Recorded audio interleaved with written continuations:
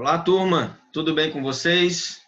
Estamos começando mais uma aula, nossa segunda aula de Antropologia Jurídica. Nós vamos continuar discutindo sobre a origem, evolução e características da antropologia jurídica, mas hoje vamos iniciar falando sobre alguns desdobramentos anteriores à antropologia jurídica, para depois vocês passarem a ler o capítulo 4º do livro, certo? O capítulo 4º do livro, tá certo?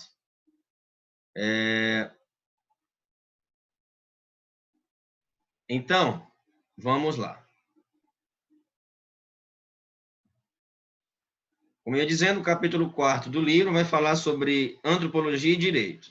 Mas antes disso, antes de adentrar esse capítulo, que esse capítulo vamos abordar na próxima aula, onde eu vou falar de cultura e dispositivos legais, tá? Cultura e dispositivos legais. Então, na aula passada nós vimos o conceito de antropologia, né, como ciência que estuda as dimensões do homem, o homem inteiro, tá? O homem inteiro. Hoje nós vamos continuar vendo as dimensões do homem, o homo legis, homo ludens, homo volens, né? O homem de vontade, o homem ludens é o homem divertido, o homem que brinca, o homem sapiens, o homem racional. Tá bom? Então, será uma série de aulas de 20 minutos, tá? Para não cansar vocês. Entre uma aula e outra, procure descansar um pouco, tomar uma água, levantar. Afinal de contas, ficar na frente do computador direto não faz bem. Então, é importante que você levante, que você respire um pouco, tá certo? Então, vamos lá.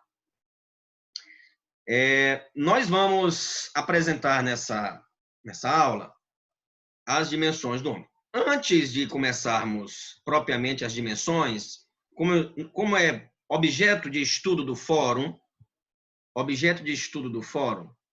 é estudar, refletir sobre a pandemia, né? A pandemia é ótimo, né? Refletir sobre os pensadores, né? Tá vendo aí como é que tá sendo o prof agora?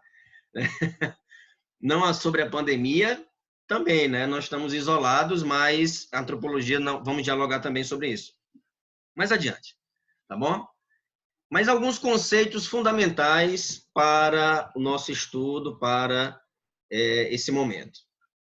Bem, alguns conceitos religiosos, né, de maneira breve, para que vocês, caso vocês encontrem alguns textos, que com certeza vocês já devem ter escutado ou lido sobre esses temas no livro base, como eu falei, né? Claro que não vamos ler todo o livro. É um livro muito grande para consulta, é um manual. O que o manual faz? Você consulta o manual, capítulos pontuais você lê, tá bom? Então, a antropologia também envolve um aspecto religioso, estuda, e todos os antropólogos, eu até agora não li nenhum que não fale sobre o caráter religioso do homem e da civilização, né? Todos os antropólogos percorreram e estudaram, pesquisaram sobre esse aspecto, essa dimensão do ser humano, que é a dimensão religiosa. Temos aí o deísta. O que é isso? O deísmo é uma doutrina que considera a razão como a única via capaz de nos assegurar a razão, a existência de Deus, né? A existência de Deus. Aqui estão os principais resultados. A existência de Deus. Probleminha aqui no Google. Mas, enfim. Deísta, a razão é a única fonte para provar a existência de Deus. Tá? Bem, temos aí o panteísmo, né? Temos o panteísmo. Essa figura aqui expõe muito bem isso, tá? Essa figura expõe muito bem sobre o panteísmo, né? Sobre o panteísmo, tá? Vou até sumir aqui para eu depois apareço, tá bom? Panteísmo acredita ou tem a percepção da natureza e do universo como divindade. Deus sive natura, ou seja, Deus é natureza. Então, tudo é natureza, né? Tudo é Deus, né? A mãe natureza, né? Essa dimensão materna divina, a mãe terra, né? Isso está presente muito nas religiões indígenas, né? Nas religiões indígenas. Politeísta também está presente nas religiões indígenas, mas também podemos observar o hinduísmo, tá? O hinduísmo tem aí Shiva, né? Com relação a os deuses, né? Elefante. Depois aí temos o shintoísmo, temos o budismo, que também são religiões, são, vamos dizer assim, filosofias religiosas, né? Filosofias de vida, não recebem o status de religião, né? Mas por não ter vamos dizer assim, não considerar Buda, por exemplo, como um deus, né? Não, é um estilo de vida, né? Tá certo? Então, politeísta é a crença em mais do que uma divindade de gênero masculino, feminino ou indefinido, né? Indefinido. Por exemplo, bem e mal, né? Essa questão do o Yin-Yo, não é isso? Vocês com certeza já devem ter escutado, né? Ou até mesmo assistido o desenho, ou ver aquele símbolo onde tem uma parte branca, outra preta, né? Então, a questão da harmonia, né, do universo, símbolo do infinito também, enfim, só para dizer, e desde que o homem se entendeu, ele diviniza um ente superior, né? Ele diviniza alguém, né? Ele inventou ou até mesmo Uma pesquisa mostrou. Ou até mesmo oportunizou a criação de um Deus para satisfazer essa dimensão, tá? Cristianismo, temos Cristo, Alá, né? O islamismo, budismo, shintoísmo, judaísmo, tá? Desde que o homem é homem, ele busca uma entidade. Tem uns totens, né, das religiões, né, maia, das civilizações incas, astecas, que já foram extintas, essas civilizações, né? Tem os descendentes, evidentemente, na América Latina, vocês podem... O meu nome, por exemplo, é Inca, né? Tribo dos Incas é uma das tribos, né, colonizadas aí pelos espanhóis, e não a tribo colonizada, mas a região, né, foi colonizada por eles. E foi o último imperador da tribo dos Incas. Na verdade, o nome é Atahualpa, né? Vocês podem até dar um Google aí, pesquisar. Atahualpa, né? Foi um dos últimos imperadores, ou o último imperador, salvo engano, sobre temos relato, né, dessa tribo, tá? Então veja aí, o nome do prof é nome de um imperador, né? O meu é derivação, é Atahualpa, né, sem PH. Atahualpa. Eu já vi Atahualpa com PH no final, né? Atahualpa, mas pronuncia Atahualpa. Atahualpa, né?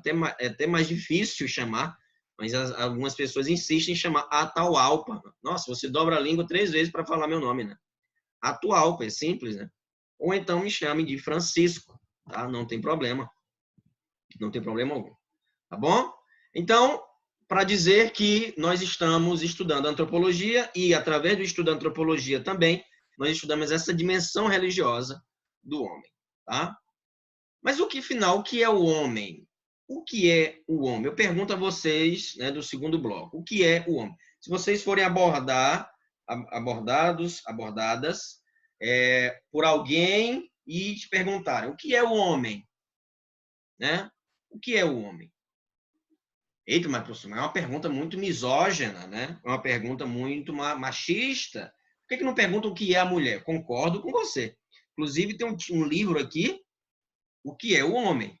É um livro que não expressa a feminilidade, né? O ser feminino. Ontem tivemos o evento Agosto Lilás. Agosto Lilás. Esse mês é destinado a combater essa cultura, a cultura da violência contra a mulher. Mas espera aí. Professor, mas cultura não é só o que é bom?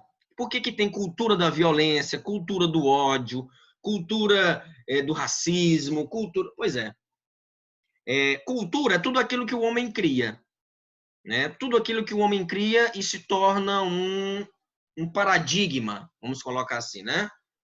E, infelizmente, como tudo que o homem cria, tem o seu lado nocivo também, né? Tem o seu lado nocivo.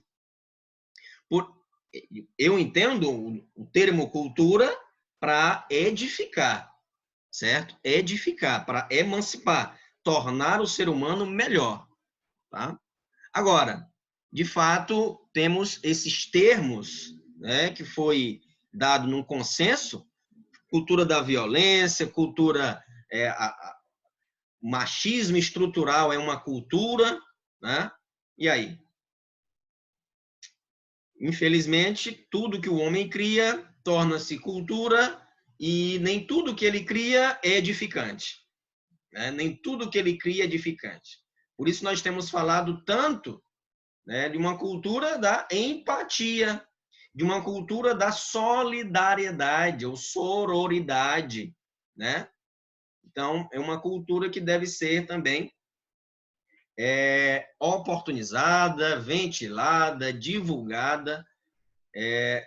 Esse termo transmitida e disseminada parece doença, né? Agora, com a pandemia, ficou mais ainda acentuado esses termos. Mas vamos colocar num sentido de divulgar mesmo e emanar o que é bom.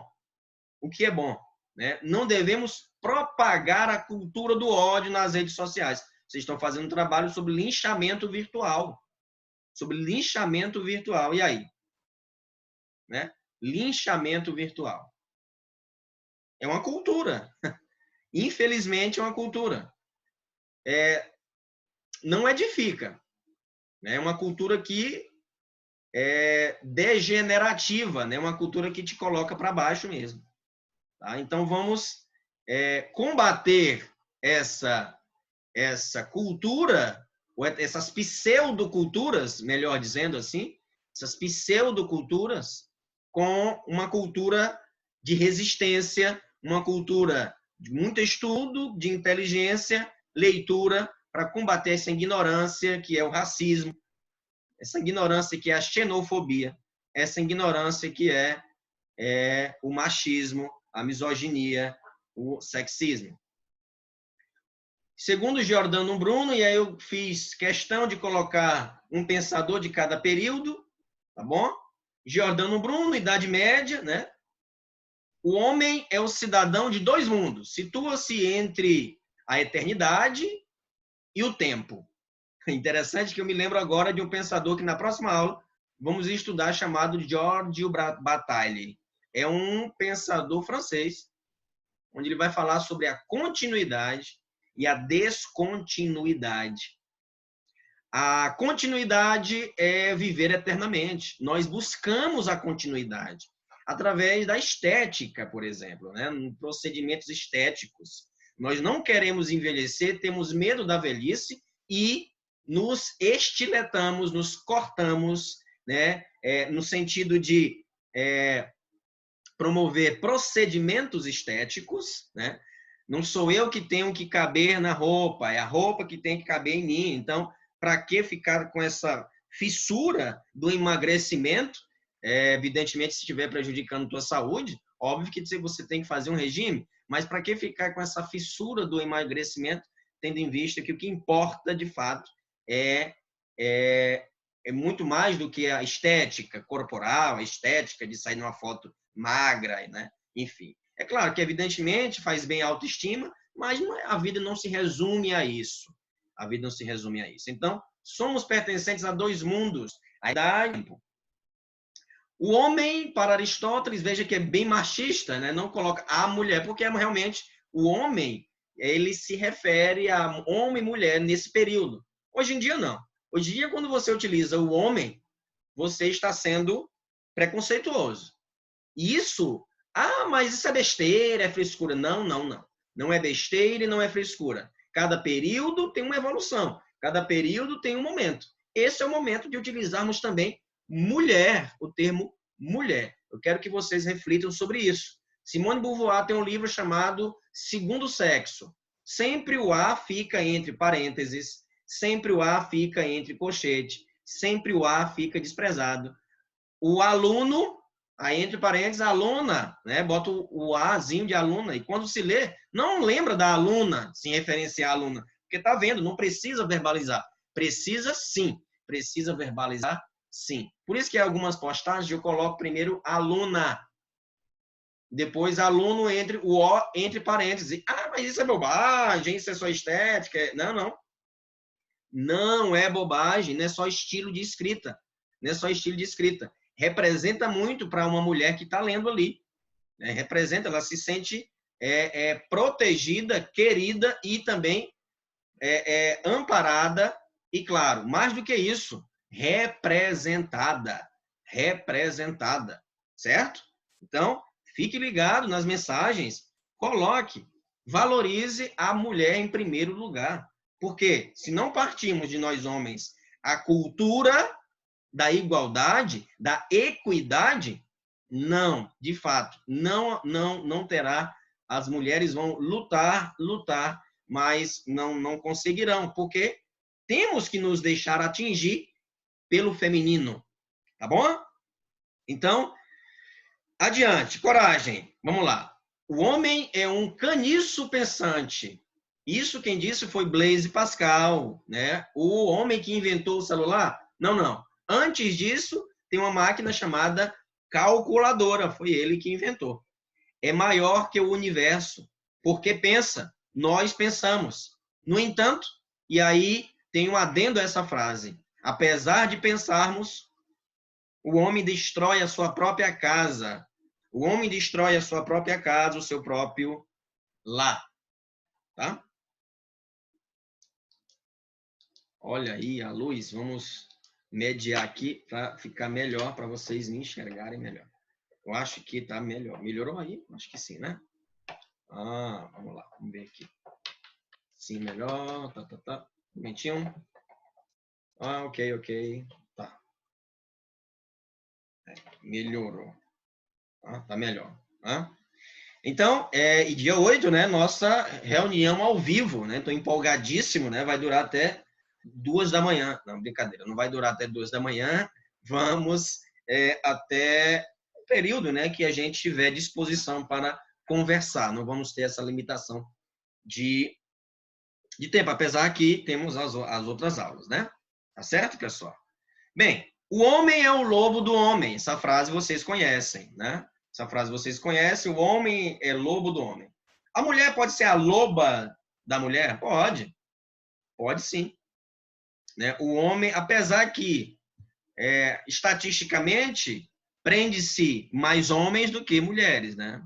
Prende-se mais homens do que mulheres, tá? Então, para que vocês possam entender. Adiante. Lametrière vai dizer que o homem é uma máquina. O homem é uma máquina. De fato, ele está correto, né? Estamos aqui falando aí, meados já do Renascimento, né? Dessa questão do Iluminismo, né? Século XVIII, XVII, XVIII, XIX. E, de fato, o homem é uma máquina. Nós estamos inundadas por tecnologia, né? Por tecnologia, tá certo? O homem é uma relação consigo mesmo. Que lindo, né? Søren Kierkegaard, um dinamarquês, vai dizer que o homem é uma relação consigo mesmo. Consigo mesmo. E aí encaixa muito bem nesse período pandêmico, né? Esse período de isolamento social. Isolamento social, muitas pessoas falam, os médicos falam, quem está em isolamento social é quem está doente. Nós estamos em uma quarentena, que apesar que já passa de 40 dias, mas a quarentena, sim, é esse conceito de se manter afastado enquanto esse ciclo de epidemia, esse ciclo de pandemia não passa. Tá? Então, é correto, pode sim chamar quarentena ainda e pode chamar também isolamento social, e de fato nós estamos. Bem, use máscara, se possível. Possível não, tem que usar, né? Se possível, fique em casa. Bem, A cultura, e Karl Marx vai dizer que o homem é um conjunto de relações sociais, né? Isso aí visa também Emile Durkheim, né? Karl Marx, Durkheim, Max Weber. Vocês já estudaram, ou estão estudando, sociologia jurídica, esses pensadores, tá? Não vamos nos aprofundar. E Marx também fala da luta de classes, né? Ele vai falar que durante toda a história da civilização houve sempre uma classe predominante, uma classe que criou as leis para favorecê-la, né? Criou as leis para favorecê-la, né? Criaram leis para beneficiar, né, determinada classe. Bem, temos aqui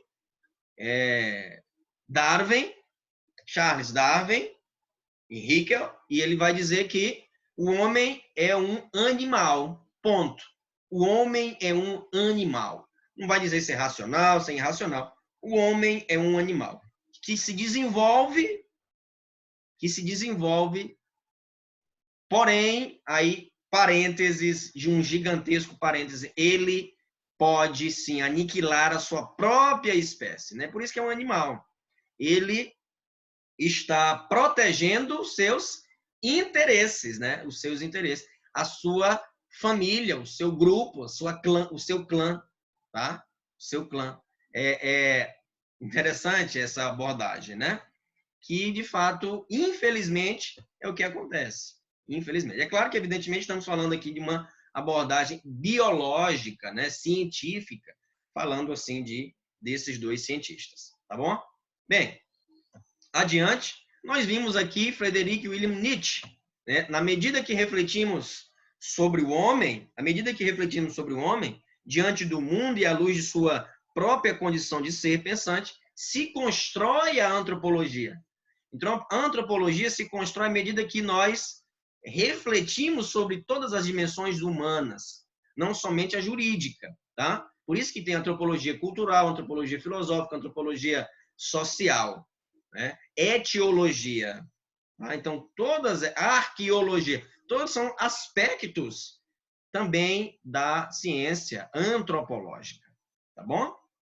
Ciência que estuda o homem. E aí a antropologia jurídica vai estudar o homem na dimensão jurídica, o homem que cria leis, o homem que pontua e aponta sanções, o homem que descumpre leis,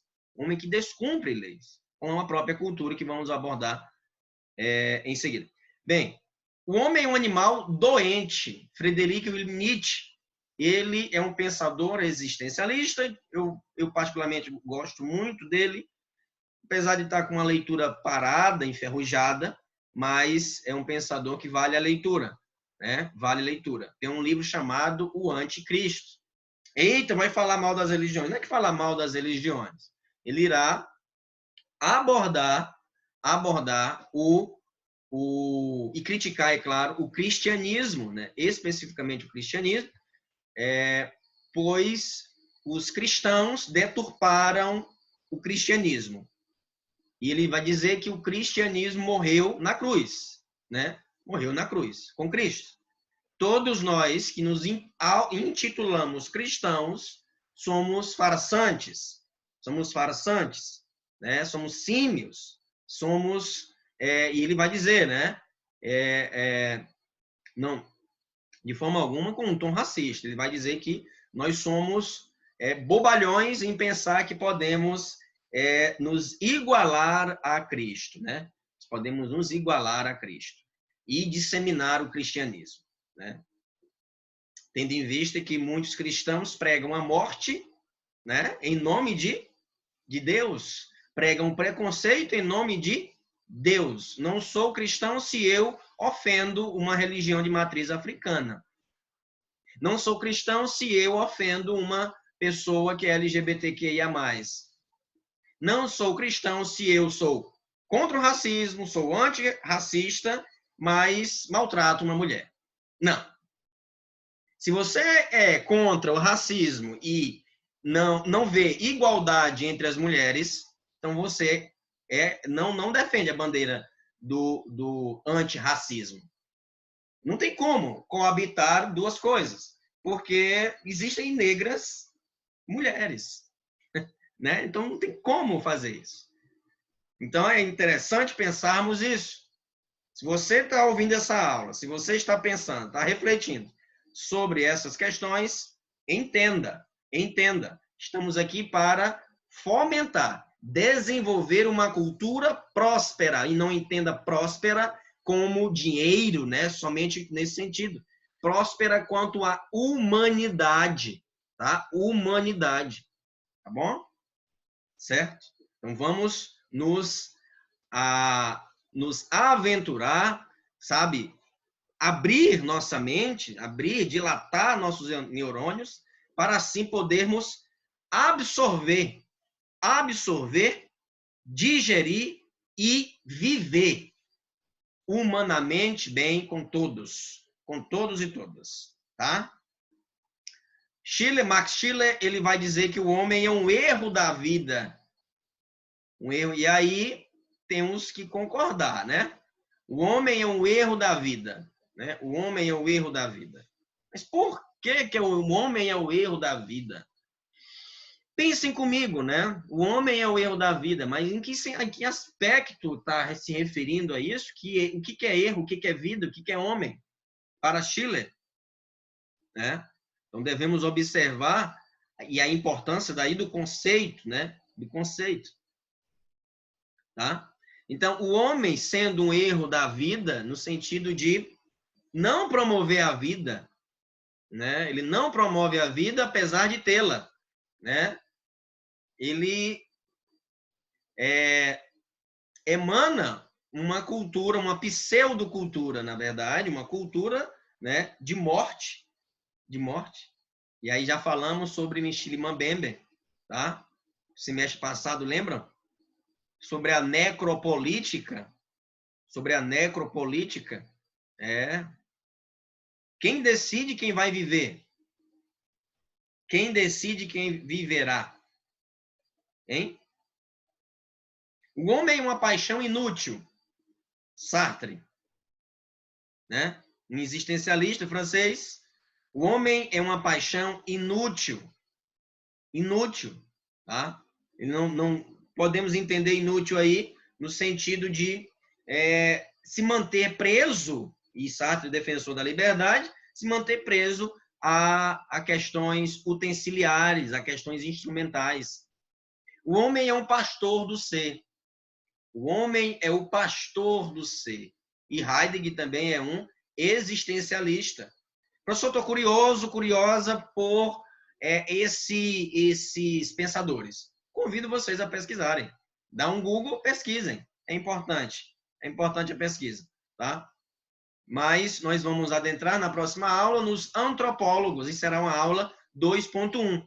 Por que nós vamos esticar um pouquinho essa aula e fragmentá-la em 2.1, 2.2? As primeiras aulas, pessoal, nós tivemos um déficit na disciplina em 2 aulas, porque nós passamos a aula inteira explicando a plataforma.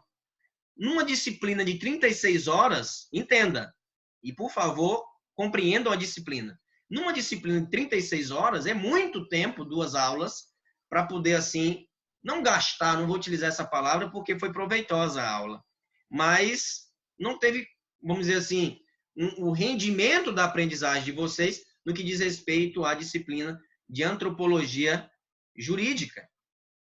Tá certo? Então, na próxima aula, nós vamos estudar os pais da antropologia jurídica, Emile Durkheim, Franz Boas, Lévi-Strauss, né? Lévi-Strauss, francês, Marcel Mauss, e Bataille, Monilovski, enfim, todas essas pessoas nós vamos estudar, tá bom? Forte abraço, até a próxima!